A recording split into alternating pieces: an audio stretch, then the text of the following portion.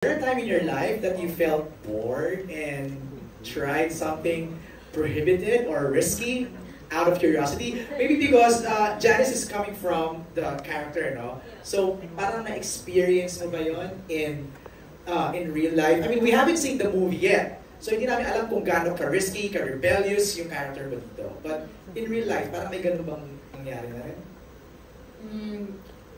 So yeah, growing up, hanggang ngayon, aware ako na, maraming nakatingin sa'yo. You have to be good. Okay. You have to do this and that. Kasi, especially yung mga bata, gagayahin kung ano yung makita sa'yo. But then, always, every time I press con and they ask me this, I always answer na, hindi porket artista, perfect, na hindi porket sinabi niya role model, wala kami imperfections and we can't commit mistakes and we can't learn from our mistakes. So that's what they keep telling them na, yes, okay, pwedeng may idolize ka. Parang ako, may iniidolo ka and all. But then, bakit ko siya iniidolo? Because I see myself in her. Maybe because nakikita ko na tao din siya, na nasaktan siya, nagkakamali siya, napapagod siya, nagagalit siya, and that's okay.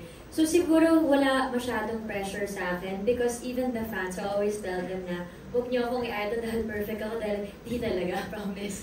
So, yung sa role na to ni Philo, siguro yung rebellious and then very bold character, bago siya sa akin, but in a way siguro, yan yung reason kung bakit meron akong small circle of friends and my family.